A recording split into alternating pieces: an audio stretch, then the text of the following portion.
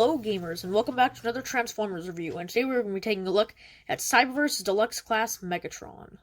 So Megatron here was released in the first wave of Cyberverse Deluxe Class figures, and as such looks very close to how he did in the cartoon, and he looks really good.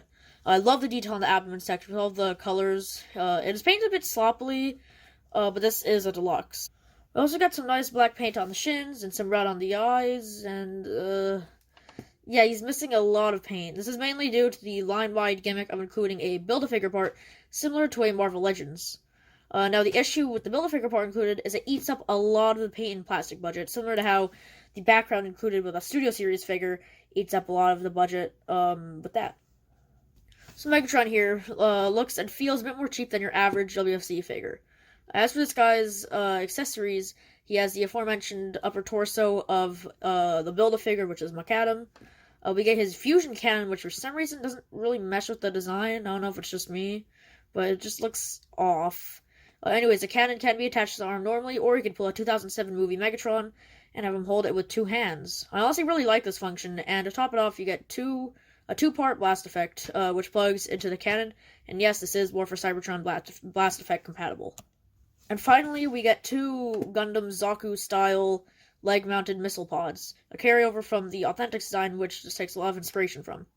As for this guy's articulation, he has a loose ball joint at the head, butterfly joints at the shoulders due to the transformation, ball joints at the shoulders, ball jointed elbows, which act as bicep swivels and give you a 90-degree bend, wrist swivels, waist swivel, ball jointed hips, thigh swivels, 90-degree knee bend, a bit of backwards movement at the foot, and an ankle tilt. So Megatron has some pretty amazing articulation for a deluxe, and you can get him into a lot of menacing poses.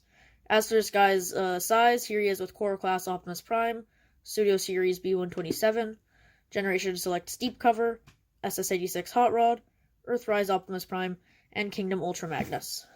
So this guy is standard size for a deluxe, but enough with the robot mode, now let's move on to the transformation.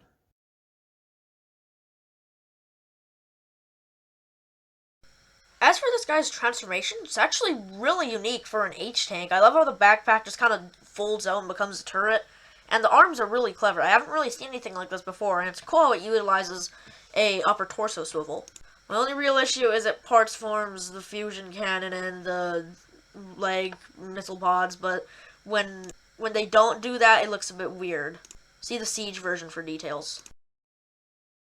Here's Megatron in his tank mode, and this is amazing. Easily the second best part of this figure, only being beaten up by the transformation.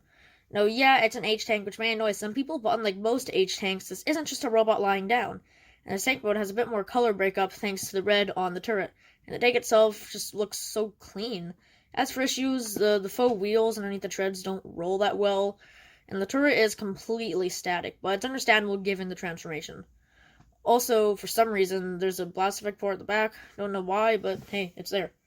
As for this tank's size, here it is with the Hot Wheels, Core Class Bumblebee, and Classic / Reveal the Shield Bumblebee. There's just not much I can say about this tank mode. It's one of those things where you can't really explain how it's good, it's just good. Anyways, that's it for my review of Cyberverse Deluxe Class Megatron.